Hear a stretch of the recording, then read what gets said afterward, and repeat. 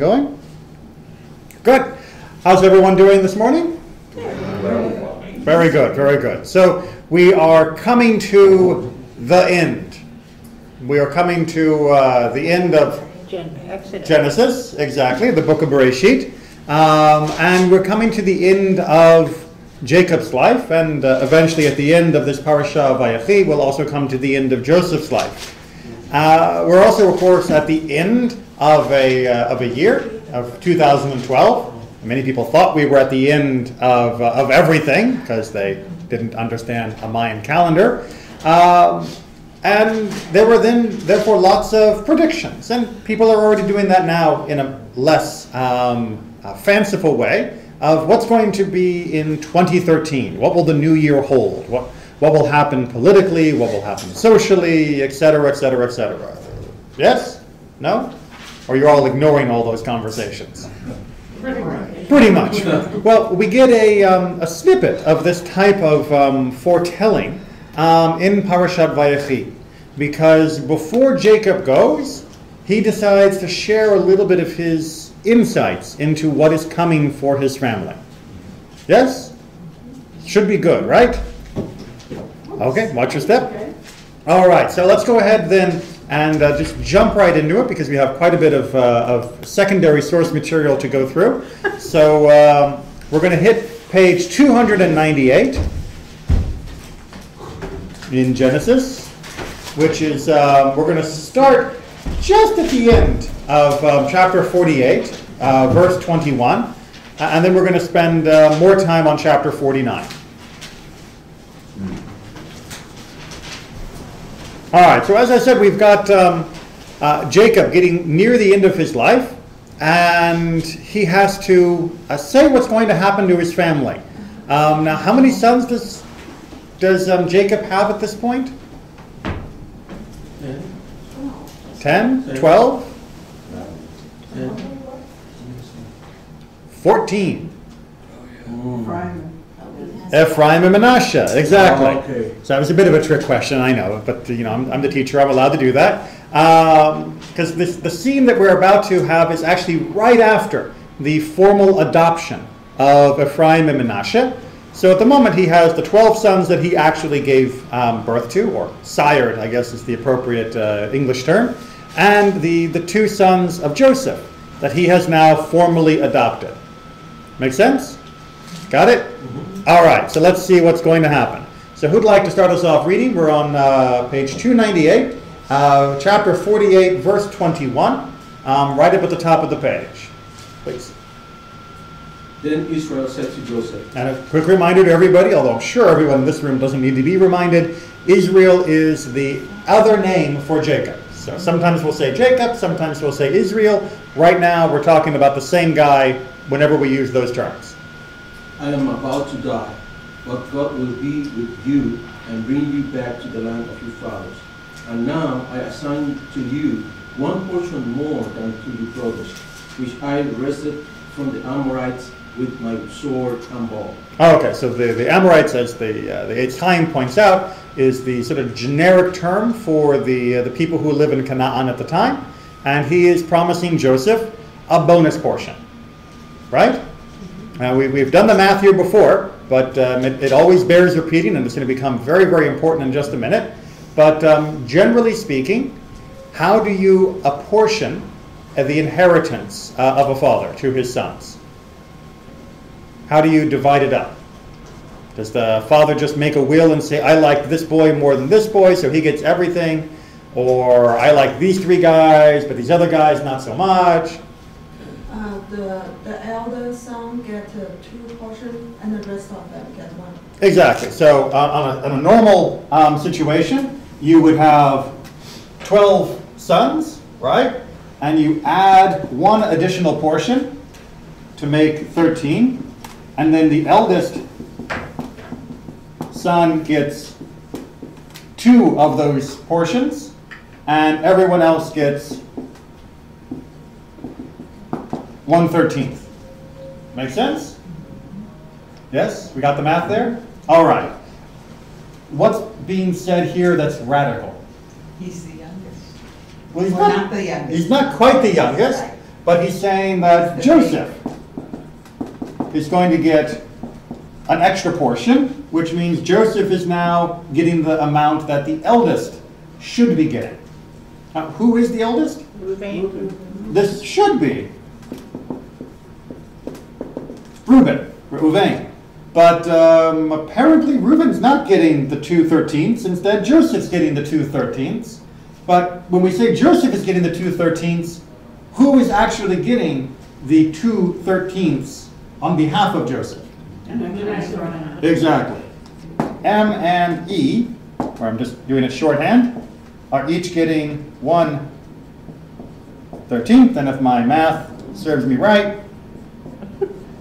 I still remember something about fractions from third grade. That means that their 2/13 combined are actually going to be Joseph's, which means Joseph is getting none himself. But I don't know. Miscounted. But didn't they divide it into 14 and then Reuben get 2 and Joseph's family get 2? Well, it gets a little bit more complicated than that, because when we actually finally get to the land of Israel, Levi has dropped out completely. Right. Because he's supported by Because he's supported by everyone else. So, but by the time you get to the land of Israel, the idea that Reuben would be getting double portion has dropped out as well. Right. And you only have Manasseh and Ephraim, and Joseph isn't mentioned at all. When you get to the historical application of this division that's being mentioned here by Jacob himself. So yes, it's really, really hard to follow the bouncing tribes. So every time people say, who are the 12 tribes of Israel? It's, well, at which point? The 12 tribes as born to Jacob include Joseph and Levi. The 12 tribes as settle the land of Egypt don't include Joseph and don't include Levi, but do include Manasseh and Ephraim. So you still keep 12, but it's a different set of 12. But in terms of the actual number of sons of Jacob, by this point, technically there should be 14. Which would mean everybody's getting 1/15, but that isn't the way it works out when it comes to the actual divisions. How are we doing on that? Math flying fast and furious? You bet you didn't think you had to do math today. Okay, but we need to come back, and we're going to see it very, very quickly, with what happened to what was supposed to happen. Reuben was supposed to get 2/13. Everyone else was supposed to get 1/13. And even if he wanted to bless Joseph by letting his sons inherit as equal brothers, that shouldn't have taken away from Reuben's. Right. But when you think about it, Rachel was really his wife, his initial wife. So Joseph really is the firstborn. Well, it's a very good point that had everything gone according to plan, Joseph would have been born from Rachel, and Rachel would have been married first. Right. But of course, Rachel wasn't married first, nor was Rachel the first to give birth either. But instead, who gives birth? First, on behalf of Rachel, Bilhah. Okay? Remember, and this is where we're going to get into this, okay? So thank you for bringing this up. But in fact, Rachel is almost the last to be giving birth, even though she was the first desired. So Joseph was, as we can paraphrase from Lachadodi, Joseph was first in thought and almost last in deed, Benjamin being the actual last. But yes, if everything had gone the way it should have gone, if he'd married Rachel when he wanted, and if she had been fertile when they had first been together, then yes, Joseph, if the biology had worked out the way it was going to, would have been the firstborn. But they were thwarted both by Lavan and also thwarted by infertility in the beginning. So Joseph really never had a shot to be the firstborn when it came, push came to shove. I'm not sure if this is the right terminology when talking about who gets born first. Get it? Push, shove. Anyway, so you do end up with Joseph not being the firstborn by any stretch, so to speak. But what about poor Reuben? He's a bad guy. He's a bad guy. He's a bad guy? Well, let's see what kind of bad guy he was, because his father's going to give him a message for the future. And that's going to hearken us back to what the problem may have been. Want to keep... But didn't Reuben save Joseph from being... Well, yeah, Reuben was supposed to. Reuben tried to save Joseph. He was the one who said, don't kill him, put him in the pit. But he did something bad. And that was supposed to save Joseph, because he knew that if he came back without Joseph, that his father would blame him, because he was the eldest, he was supposed to be in charge. And then while Reuben was gone, his brothers had the bright idea, well, let's not leave him in the pit, let's sell him. And Reuben came back and went, no, my plan, it's ruined. And then, of course, Reuben was also trying to save the family when Shimon was being held by the masked Joseph down in Egypt. Reuben went to his father first and said, hey, if we can't get Shimon back, and if Benjamin gets trapped down there, you can kill my sons instead. As if somehow that was going to make his father happy. And so his father was like, no, that's no plan. And it was only when Judah approached Jacob that he was able to get the authorization to take Benjamin down. So Reuben twice failed as leader of the household, as a leader of the brothers. But that's not the reason why he's going to be stripped of his birthright. He dishonored his father by lying with Bilhah. Did he? Well, that's according to the later articulation of the law, that simply is not done. Did he? Let's see what happened. Okay? Let's see, first of all, how Jacob reminds his son Reuben on his deathbed of what had happened. So let's go ahead and get the scene set and continue in chapter 49. And Jacob called his son and said, come together that I might tell you what is to befall you in days to come. Good. Everybody likes a good prophecy. Assemble and hearken, all sons of Jacob. Hearken to Israel your father. Reuben, you are my firstborn, my might and first fruit of my body, on my vigor. So that's my vigor. So that's usually a very good thing, right? You're my firstborn. You're the son that was given to me first. Exceeding in rank and exceeding in honor. So you're first in rank, right? In honor, it's great. It's this is the way a son likes to hear their dad talk about it. Unstable as water. What? You should excel no longer. For when you mounted your father's bed, you brought disgrace my couch he mounted. Oh, pardon? Wait. What's this? I'm honor. I'm firstborn. And I'm unstable as water. That I'm untrustworthy. I'm reliable. And then what's this whole thing about mounting a bed? So what? I slept in my dad's bed once. That you're gonna curse me for this? What's this referring to? He lay down with his wife. He did? Well, let's go back and take a look. Flip back to Genesis 35, page 215, for those in the 8th time. So we're in Genesis 35, verse 22.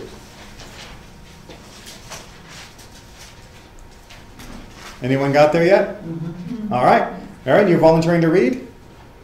Wow. I should point out, by the way, this is one of the verses of the Torah that in the ancient practice would go untranslated during the public recitation. It used to be that the way the Torah reading would work is somebody would get up there and they chant the Hebrew, and verse by verse you'd have someone else who would spontaneously translate it into Aramaic.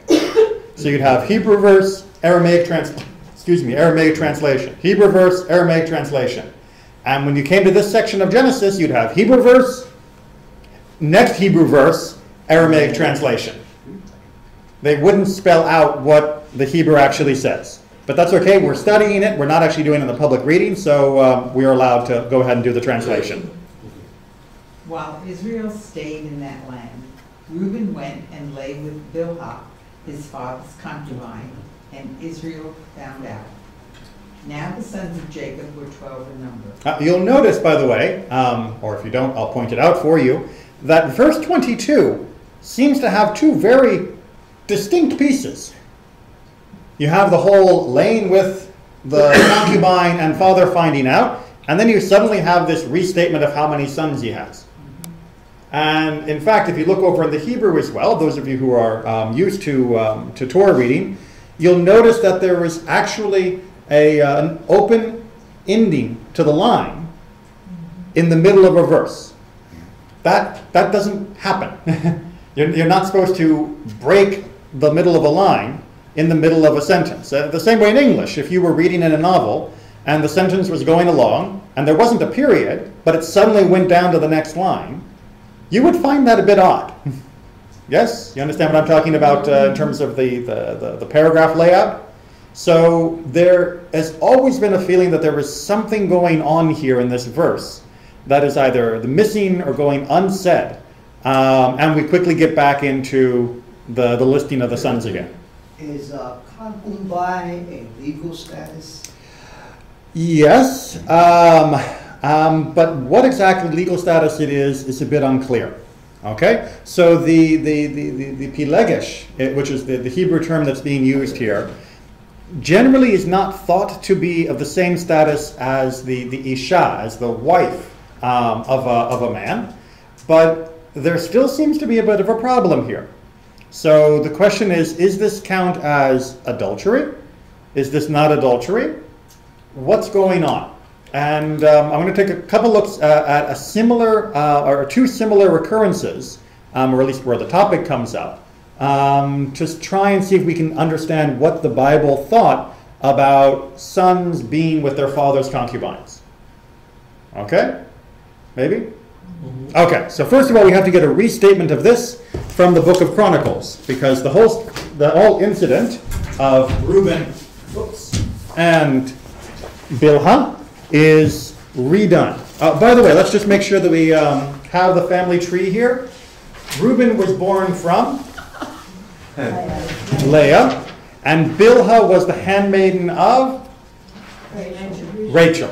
Okay, so we need to make sure that we can see the dynamics within the family here.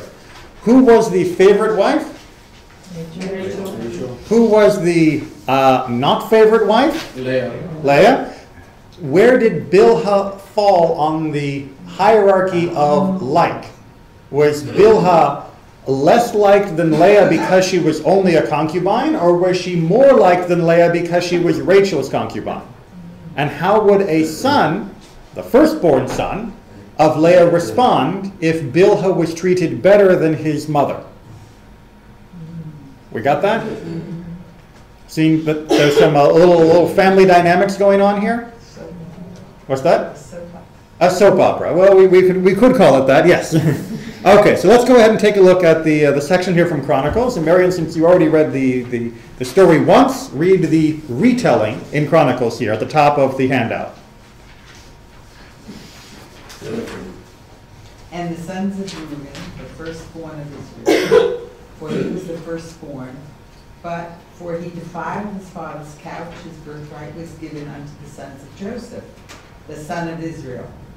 Yet not so that he was to be reckoned in the genealogy as firstborn. All right, perfectly clear, right? Maybe not so much. So, as an aside, as the book of Chronicles is talking about the sons of Reuben, it points out that Reuben was the firstborn of Jacob. But because he, in quote, defiled his father's couch, which may or may not just be a euphemism, we're going to wrestle with that, his birthright, that is to say, the right to the double portion inheritance, was given to Joseph. Okay, so it's making this explicit in Chronicles of what we had seen implicitly in Genesis, which is the double portion that was supposed to go to the firstborn goes instead to Joseph because of this couch defilement. But Reuben doesn't lose the status of being called firstborn, despite that. Okay, so he loses the perks, but he doesn't lose the title. Make sense? Okay. Well, that's somewhat confusing because we know Joseph is going to be the firstborn. In a sense, we think that's God's plan. It's almost like, well, had Reuben not done this, then he would have gotten a portion, but we don't really feel that would have happened anyway. It kind of seems like Joseph was on the track to be number one no matter what. And so does this mean that God wanted this to happen or expected this to happen? Does Reuben share any blame if what he did only made the fulfillment of God's actual plan possible? I mean, well, and that's a question more generally that we'll have to discuss at another time, but it's brought up even more sharply with, if even in Joseph's own eyes, his being sold into slavery was a good thing because it meant that he'd be in a position to save his family, is it really fair for us to be angry at the brothers for having sold their brother? And the answer, according to Jewish tradition, is absolutely yes. The crimes of the 12 of the 10 brothers usually is considered to be a crime that the Jews pay for in every generation. That we suffer every generation because they treated their brother that way. That the echoes of that sin continue onwards. It's much longer discussion, but certainly our tradition holds them accountable for what they did. So the idea that Reuben should be off the hook because this is all just part of how God is going to even out the score, we don't want to let Reuben off the hook too quickly. Is there a distinction between dishonoring your brothers, as was done to Joseph, and dishonoring your father, as was done between Reuben and Israel? And they're distinct relationships. This is a parent-child, yes. father-son. There's a standard that might be different than between brothers. The amount of respect and honor due a parent is much, much greater than the respect and honor due a sibling. Absolutely. But what's so bad with being with the concubine in the first place? I mean, if she's just a concubine, if she's not an actual wife, then does this count as adultery? I mean, can't father and son both visit the same lady? Well, maybe we wouldn't want to call her a lady under the circumstances, but yes, no? Well, let's see from two other cases what's... Later in the Torah, it does say you can't. Later in the Torah, it does explicitly say that, that father and son not allowed to be with the same lady. But let's see how two other incidents within the Tanakh handle the status of a concubine. Marion, for convenience, do you want to keep going, or would you like someone else to try? Okay, so this is the section here from 2 Samuel. Yep. Absalom said to Ahithophel, "Give us your advice. What should we do?" Okay, so Absalom is trying to take over from David. He's staged his own little coup. And so he's asking, how can I solidify my hold on my father's kingdom? How can I make sure that everything goes right? And here's the advice. Ahithophel answered, "Sleep with your father's concubines, whom he left to take care of the palace. Then all Israel will hear that you have made yourself obnoxious to your father, and the hands of everyone with you will be more resolute." Okay, so he says, well, if you know what you should do now that you've already staged the coup, go into your dad's harem and sleep with the concubines. Why do that? Because there's no going back once you've done that. And if everybody knows there's no way your dad's going to forgive you, then they will be more resolute because they'll believe that you have, nailed your colors to the mast. So if you go sleep with your dad's concubines, everybody will think there's no way your dad's going to forgive you for that. And that means they know you're in it for the long haul, and that you're not going to chicken out and leave them hanging. And your dad will forgive you, but won't forgive them. But if you do something like that, everyone will know there's no way your dad can forgive you. And that way, everyone will fight alongside of you, knowing that you have an equal stake in winning and losing. Make sense? Yeah, it's kind of a really unfortunate political ploy. I'm sure the concubines didn't appreciate it, being used in such a callous manner. But what does this teach us then about the status of a concubine? Is it considered adultery for him to go and sleep with them? Probably That's not not clear. legally. Probably what? Not legally. Probably not legally, because if it were, then he would technically be obnoxious in the sight of the people too. For him to flagrantly commit adultery publicly and as a political ploy, actual adultery for which the penalty is quite explicitly death, then it might undermine his support.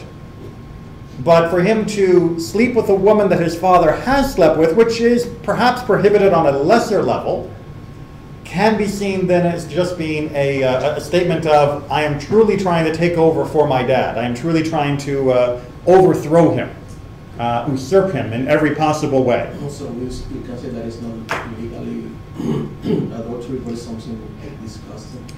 Disgusting would be a good word, but it's again, it's a little bit unclear because the Torah doesn't say explicitly that it's not adultery, but it also doesn't say explicitly it is adultery. I'm simply arguing that if it were adultery in the eyes of the populace, it probably wouldn't be such a smart political move. Morally, it shouldn't happen. Well, morally, it shouldn't happen in either case. But it wouldn't be politically helpful to make everybody think that you are a serial adulterer. That wouldn't necessarily win the people over to your cause. In the non-God-fearing kingdoms surrounding the people of Israel, was that common practice? That we're going to get there. We're going to get there. We actually have a quote on the back, and don't peek, from the Code of Hammurabi. We'll wait for that. So we'll wait for it. I said don't peek. So we'll get there. We'll get there. But let's go ahead and take a look at a second case of pass the concubine. So Bathsheba said, let Abishag, the Shunammite, be given in marriage to your brother Adoniah. Oh, Adoniah. I know, it's those wonderful romanizations of Hebrew words. Okay, so quick backstory. You may remember, because we read about this section when we get to Chaye Sarah, that Adoniah tried to have himself proclaimed king before David was dead. That ringing any bells? And at that time, David was in bed with a lady named Abishag. And Abishag was a young woman that had been brought into the palace to keep him warm in his old age. And we're told explicitly that Abishag and David were never intimate. She was just the royal bed warmer. We got that? Well, Adoniah's attempted preemptive coup before his father's death, which was a little bit more subtle than his brother's Absalom's, fails, and Solomon becomes king instead. And he lets Adoniah live after having become king. But Adoniah comes and asks permission from Bathsheba that she'll go to her son Solomon and ask whether Abishag can get married to Adoniah. You said soap opera, okay? We've gotten all this so far? So Bathsheba agrees to go to Solomon to ask whether Abishag, the royal bedwarmer for David, and therefore a concubine-ish sort of person, can now be married to David's other son, Adoniah, who tried to kind of take over but then failed. All right, and the answer is, survey says, King Solomon. Yeah, King Solomon answered. King Solomon answered his mother, why do you request Abishag, the Shunammite, for Adoniah? You might as well request the kingdom for him. After all, he is my older brother. What kind of question is that? You want him to have her? Well, just let me give up the kingdom to him then. King Solomon swore by the Lord, may God deal with me, be it ever so severely, if Adonijah does not pay with his life for this request. And now, as surely as the Lord lives, he who has established me securely on the throne of my father David, and has founded a dynasty for me as he promised, Adonijah shall we put to death today. So King Solomon gave orders to Benaiah, son of Jehoiada. And he struck down Adonijah and he died. Okay. The mere Now, that's the brothers we're dealing with. These are brothers here. And there are some definitely political issues on top of the whole concubine thing.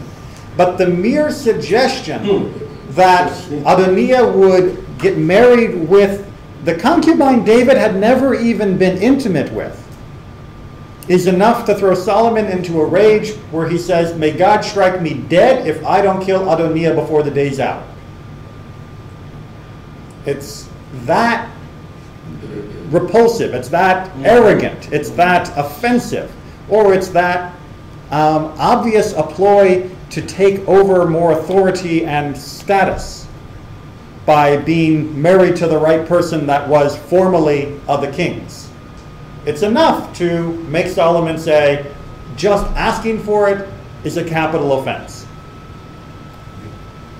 I'm just observing that by Shlomo's reaction, it seems like that status is pretty high. It's not just saying concubine, Yep. you know, so like when we speak up, it's a status that is well recognized. Absolutely, absolutely. It's so, we may use the term concubine, but when you add the phrase king's concubine, the leader's concubine, the position is not one to be handed around lightly. Exactly. And also in this case, it's a prince conspiring to violate a clear aspect of the law. It would seem. And that puts Solomon in a difficult spot. It does. And the fact that Adoniah had already been conspiring against Solomon probably means that Solomon has good reasons to be suspicious of this guy and anything he's asking and for. as a prince and son of David, we would expect him not to do that. And if this is a good excuse to get him out of the way, why not? Okay, you seem... There is so much fratricide going on here. Unfortunately, yes. Yeah, you know, it's... And we're not supposed to like it. No, no. Good, we're allowed to be uncomfortable. Oh, of course. We would wish that the characters were not doing these things. We would hope that Adoniah would not have made such a request. We would hope that he wouldn't have been plotting against Solomon in the first place. We would hope that Absalom would never have done what he did. I mean, we would like that people behaved righteously and properly. But unfortunately, they don't. And the Tanakh is a record, more often than not, of people's mistakes rather than their righteousness. What's motive in this? Why is she trying to go to Solomon on behalf of Adoniah? Yeah. I'm not sure. That's a good point. I can say quite honestly, I'm not sure why she passes this request along. Either she's doing it in order to provoke her son into getting rid of a rival, and we know that she was instrumental in making sure that David picked the winner. Exactly. Right. It could just be that she was playing Adoniah to make sure that Solomon would get rid of the rival, who he had left alive for some reason. Or it could be that she wanted Abishag out of the scene. You know, she wanted this woman who was a potential threat to her, because she was the last woman with David, to be taken care of and removed from the royal circle, so to speak. And her open status might have been she might have felt worried about where she would end up at the moment. Well, certainly this... Or maybe she just wanted to make peace between brothers. Let Adoniah have Abishag, he can go retire and live with her and have his standing, and you're king, and everybody can be happy. Let's stop the killing. Oh wait, you're getting up and getting angrier. And maybe she was miscalculated what her son's reaction. I like that idea better. We can hope. We can hope. Okay. All right. So, difficult, isn't it? Because on the one hand, if we take then, going back to Reuben, that he actually slept with Bilhah, that he slept with his father's concubine, what should his father's reaction have been? Kill him. Kill him! It would seem that his father should never forgive such a deed. Now, on the other hand, we do see that his father does forgive the deed because Reuben ain't dead. On the other hand, we see he doesn't completely forgive the deed because he loses his portion. Not completely. Not completely, but he does lose the bonus that he was supposed to get. So let's see if we can look at the way our tradition has tried to understand what Reuben may have actually done or why Jacob may have forgiven him. All right. New reader, anyone want to volunteer? Oh, come on. Thanks, Julia. When he was aware of Reuben's deed, he did not remove him from the roster of his sons. For he was certain that Reuben had repented immediately. As a result, he was not omitted from the roster of the sons of Jacob, who were destined to remain at the end of the days and survive all the other nations. Okay, so from Sforno, one of the great medieval commentators, he says, yes, Reuben did wrong, but the reason why Jacob didn't just have him executed or cast out of the household was he did tshuva, he repented. And that, for Sforno, was the power of repentance. That if a person truly does repent, that's good enough for even this. Pretty powerful stuff. The Talmud, which is also quoted in another form in the Midrash, Midrash Rabbah, has a different view of what Reuben's crime might have been. Julie, you want to keep reading for us? Said Rabbi Samuel? Samuel or Nachmani. Said Rabbi Jonathan, whoever says that Reuben sinned only errors. If you say that Reuben actually sinned, you're mistaken. He didn't sin. I know it looks like it says he sinned. I know it looks like it, but he didn't. For it is said, now the sons of Jacob were 12. Which is the in part of that verse. The sons of Jacob were 12. And what does that mean? Keep reading. This teaches that all of them were equal to one another. All right. The reason why that verse takes a break but continues with that seemingly completely unnecessary phrase, now the sons of Jacob were 12 in number, is to tell us that even after whatever it was that Reuben actually did, it wasn't so bad as to remove him from the list of 12. Therefore, it wasn't as bad as you thought it was. No actual hanky-panky took place. So he's still counted. So because he's still counted, we have to, in our minds, downgrade what he did. Okay, so you see, all of the commentators are wrestling with the fundamental problem of how do you balance everything that looks like it's happening. If we say Reuben actually slept with Bilhah, then how can we square that with him going on living? And how can we square that with him even going on in his father's household? So either he didn't actually sleep with Bilhah. Here comes the rain. Actually, can we swing the door shut? It's a little noisy.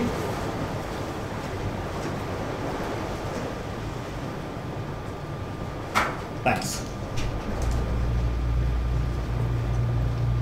So either we say he didn't actually sleep with him, and that's why the penalty wasn't that severe, or we say there were mitigating circumstances, and that's why the penalty wasn't so severe. We have to find some way to square this. So Sforno offers one option by saying the tshuva was mitigating, and therefore the penalty wasn't as bad as it could have been. And the other answer, of course, is he didn't actually sleep with her. Instead, we're going to come up with something else. Then what is the meaning of the verse? And he lay with Bilhah, his father's concubine. So, our question as well is, well, wait a minute. The Torah says he lays with her. And now you're telling me that he didn't sin? Well, what does that verse mean? If not, hanky-panky.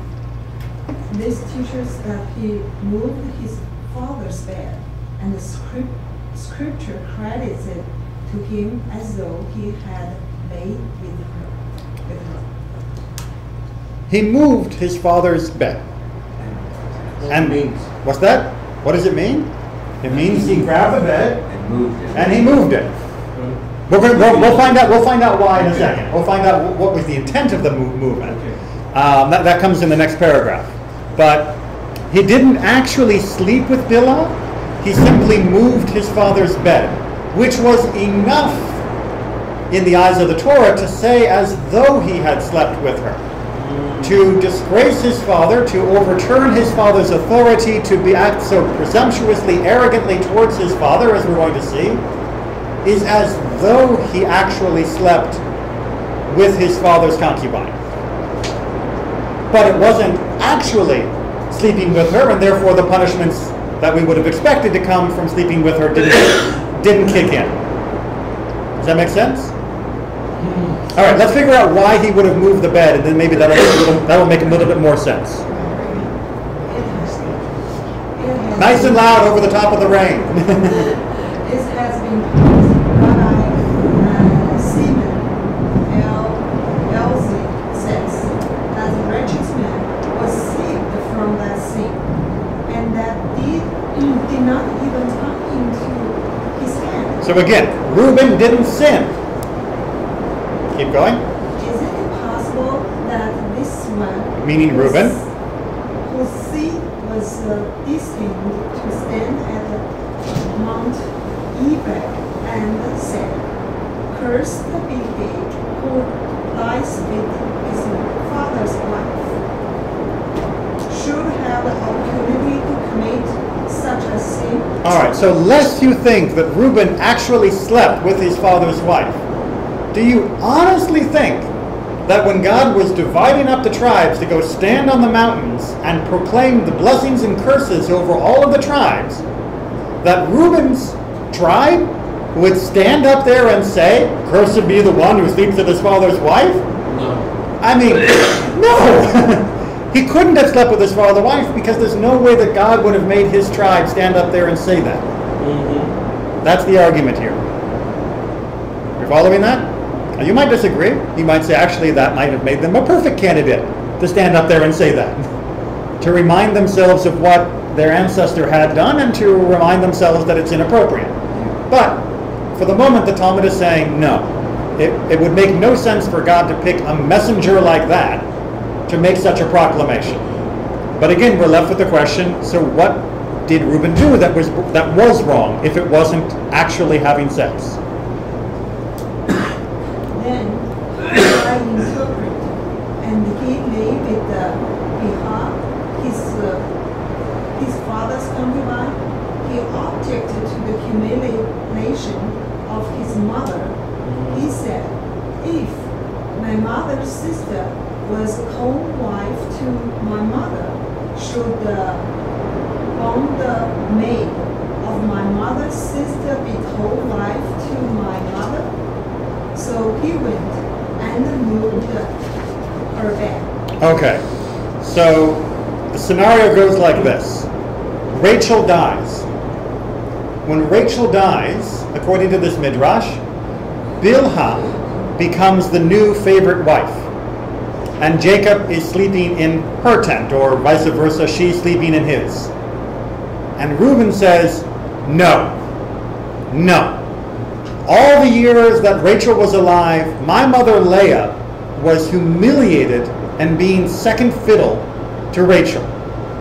And now that Rachel is finally dead, she can finally have the place of honor next to my father that she deserves for putting up with it all those years.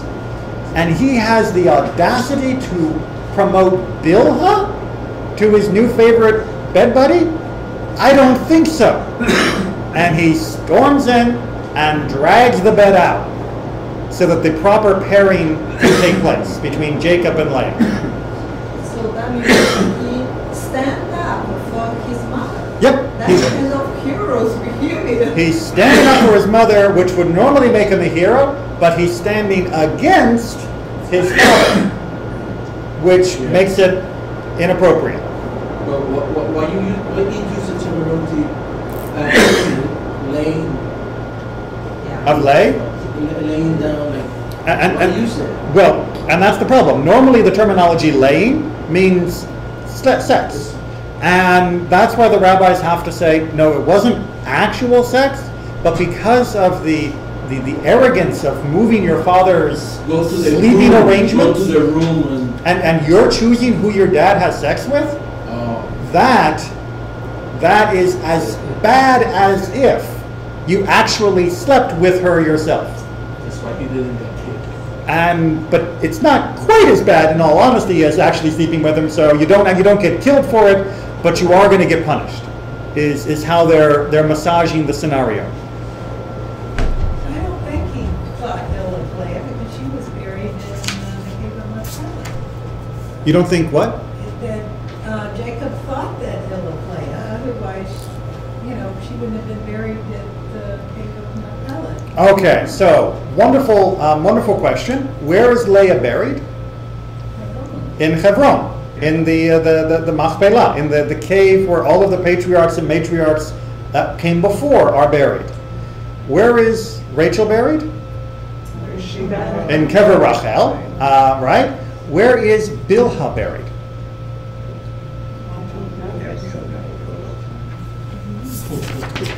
Here. In Rachel's? No. That's not Rachel's tomb. Zipporah. This is if you turn it over, it's the Kivrei Ha'imahot. This is the tomb of the mothers, and this is in Tiberias, up in the north of Israel. There is this structure, this kever, this building, which you can see is incomplete at the time of this photo. And all of these mothers of Israel are buried there, according to tradition. And who's first on the list? Bilhah, and Zilpah, and Yocheved, that was Moses' mother, Zipporah, the wife of Moses, Elisheva, the wife of Aaron, and Abigail, the wife of David. What was the name of Aaron's wife again? Elisheva. That's my daughter-in-law's name. That's your daughter-in-law's name? In Hebrew, and I had my son's name is Aaron. Really?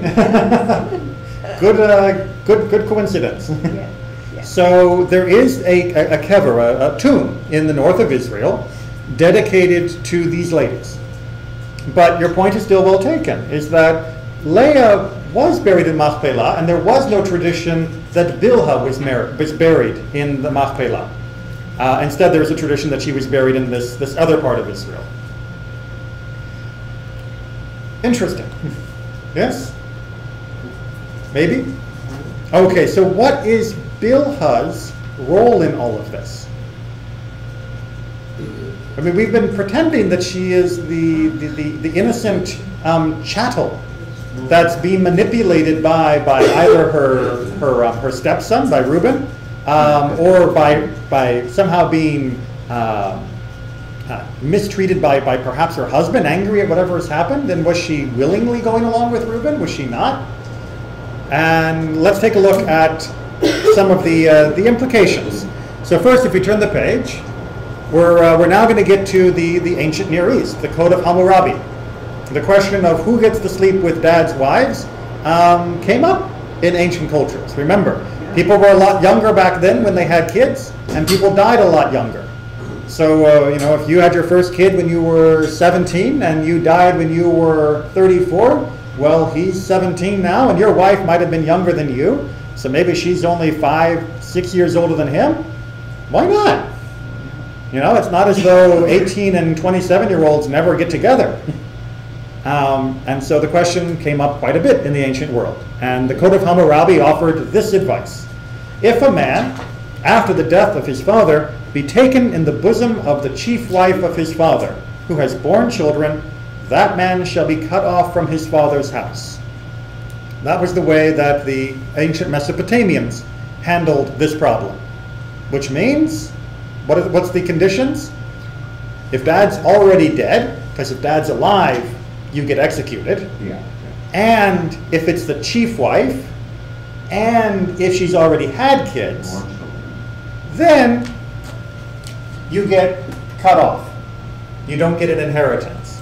You don't get killed, but you have crossed the border of what is acceptable behavior to the point that you're no longer your father's son when it comes to inheritance. Make sense? We can see that it's perhaps a similar ruling, obviously not the origin of the Torah's ruling, but a similar type of principle, that somehow transgressing what happens with your father's wife under the wrong circumstances can just mean loss of property, not necessarily death. Maybe? And we might read into this, and if it wasn't the chief wife, maybe the penalty would have been much less severe. And if there hadn't been children born, the penalty obviously wouldn't have been as severe. And by the way, this is talking specifically in Hammurabi, talking about a wife that wasn't your mother. Sleeping with your mom is forbidden categorically. And that's the death penalty under the Code of Hammurabi, as well as in Judaism. But even with this code here, this applies after the death of the father. And correct. Israel was still alive. And So this is Correct. complicated. But again, Hammurabi is not necessarily a one-to-one relationship No. with the Torah. So there may be parallel topics that were important to both cultures, but we can't expect them to have the same rulings on the issue. Does chief wife equate to concubine? No, No. definitely not. Definitely a Pilegesh would certainly not be considered a chief wife. Whether or not she was considered enough of a wife is another issue. One of the things that's very interesting, if you look back at the picture of who's buried in Tiberias here, if you look at the title underneath Bilhah, she's not listed as a Pilegesh Yaakov Avinu. She's listed as Eshet Yaakov Avinu, the wife of Jacob our father. So whoever put together the tomb felt that she was deserving of the proper title Isha, in conjunction Eshet, rather than the less status term of Pilegesh. But the role of a Pilegesh continued throughout Jewish history for many, many, many centuries, all the way into the Middle Ages in certain parts of the Jewish world.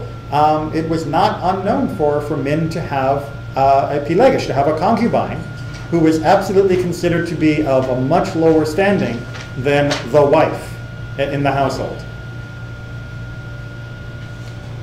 Make sense? Not saying the idea of having a concubine, I'm just saying the circumstances make sense. Okay, 2 more little things to finish with. Well, they're not that little, but More complicated.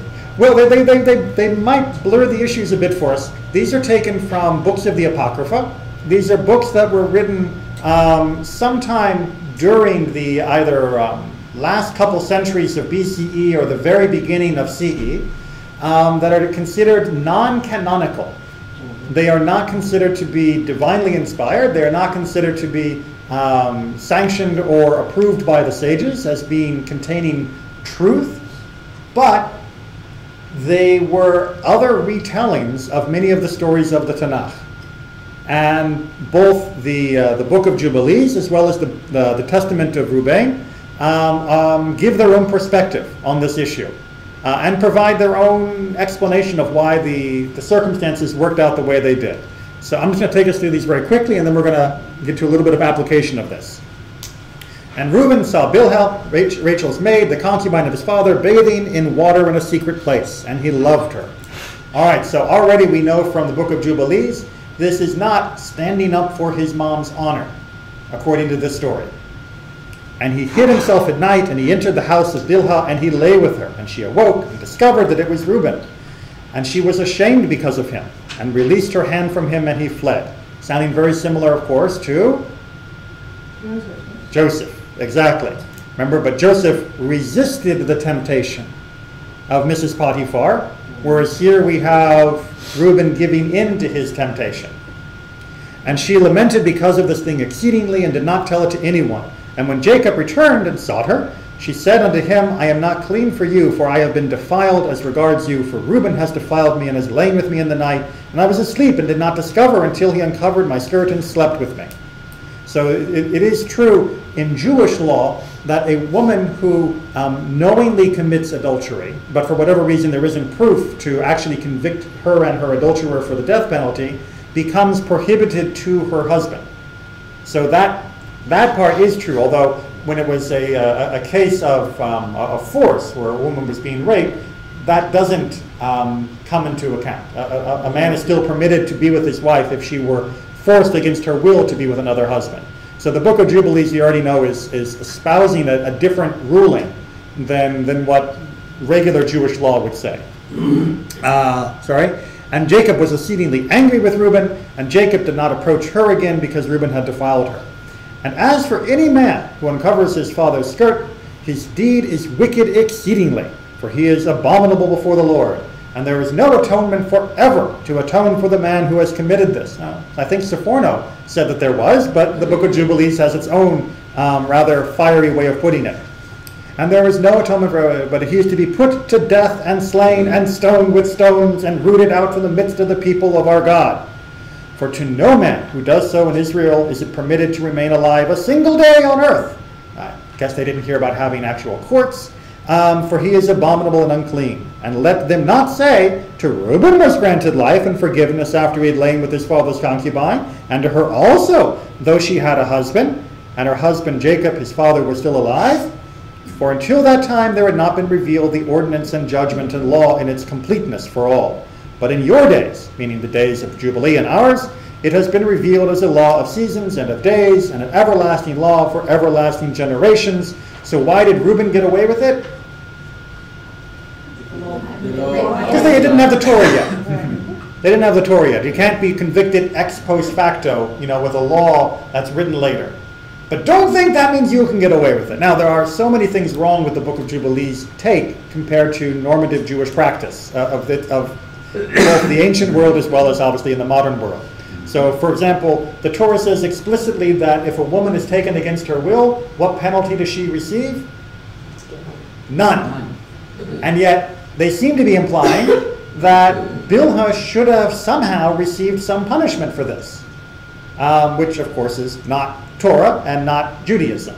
But it is interesting to know that there were communities back then who read Tanakh in their own way that thought that Reuben was a philanderer, that he was fully seized of passion. And this feeling of sort of anti-sexuality, as we're going to see even more in the next one, was a common motif in certain communities in the ancient world. Let's hear the testament of Reuben. Pay no heed to the face of a woman, nor associate with another man's wife, nor meddle with the affairs of womankind. Now, that is a general piece of advice. It's not so bad. I mean, you get too familiar with women, and you're too familiar being the operative word, and things can go astray. For had I not seen, again, the testament of Reuben is written in the first person as though it's Reuben writing. For had I not seen Bilhah bathing in a covered place, I would not have fallen into this great iniquity. For my mind, taking in the thought of the woman's nakedness, suffered me not to sleep until I had wrought the abominable thing. For while Jacob our father had gone to Isaac his father, when we were in Eder near to Ephrat in Bethlehem, Bilhah became drunk and was asleep, uncovered in her chamber. Sounds like Noah. Having therefore gone in and beheld her nakedness, I wrought the impiety without her perceiving it, and leaving her sleeping, I departed. And forthwith an angel of God revealed to my father concerning my impiety, and he came and mourned over me, and touched her no more. It's enough to break your heart. To see what nakedness can do? It's almost like with the story of Bathsheba and David, it's all her fault. And that's all her fault for being naked and pretty. And in my opinion, I believe that's one of the reasons why these particular texts were not accepted into normal Jewish thought. That there were these other groups back there that had different ways of reading the stories of the Bible, had their own midrash, if you will, about what had really happened that went unstated in the actual text. But they used it to serve a particular purpose, and one of those purposes was often the vilification of women and the vilification of sexuality in general. Now, certainly Judaism is not exactly an orgy religion. We don't go down that whole Roman path of if it feels good, do it, and if the person's willing, do them. But Judaism does say that sexuality is perfectly fine within the right contexts, and certainly a person forced against their will is never held liable for anything that has happened. But that was not always the case, and nor is it the case even today. Additionally, there's also the question of trying to find an apologetic for the sin. As you put it, it's almost as though Reuben lost control because of what happened, and therefore we shouldn't hold him as liable. We should hold the object of his desire as being responsible for his actions, which is not right. On the other hand, it's not just the sin, but there's also a redemption, there's a forgiveness, because even though he did commit this sin, he's being forgiven, yes, even though not the fully. Correct, and I think that aspect of it is how we know that this did come from a Jewish community. That there were people who were on the edges of what becomes normative Judaism that shared some things with us, but they also took things in different directions than Judaism was headed. So the Sforno teaching is more main? Sforno is absolutely mainstream. And that's Ezekiel's teachings too on this subject. Mm-hmm. So, present day, Uh-huh. the ultra-Orthodox women who wear shadels and make themselves, cover their body, their walk on the other side of the room. Yes. Does this harken back to not making yourself attractive? In my opinion, yes. In my opinion, within certain communities, the vilification of the woman as being the source of impure thoughts in the man is absolutely stepping outside the bounds of Judaism. That it's perfectly legitimate to say that Judaism says you shouldn't go around staring at women that aren't your wife and thinking things about them that you shouldn't be thinking. Because Judaism says that. But to blame the woman for being there. There are groups that do. Yes. The woman shouldn't put herself in a place like on the bus. Like on the bus or the street, walking to the store, or coming to an area where there are men doing a festival. Or 2 places for women: kitchen, bedroom. That's it. Unfortunately, in the minds of many, yes. Bedroom, is that what you said? Kitchen and bedroom. Yes. Unfortunately, there are some that take that extreme view, and in my opinion, yes, that is pushing that view outside the realm of what Judaism has taught for about 2,500 years. But it isn't unprecedented, as we see, that there are those who do go down that road. Very true. Malka, one final comment? I have a question, very silly question. It says Jacob, our father, had gone to Isaac, his father. Isn't Isaac far gone by then? It depends or has he gone to his tomb? It depends. Well, it wouldn't be necessarily his father's tomb, but it depends upon exactly when the incident took place. There was definitely a period where Jacob was back and Isaac wasn't dead, according to most readings. There are ways to read it the other way, but it doesn't necessarily mean that that Isaac was dead. Okay, because that really threw me. Yes. I'm thinking of Jacob,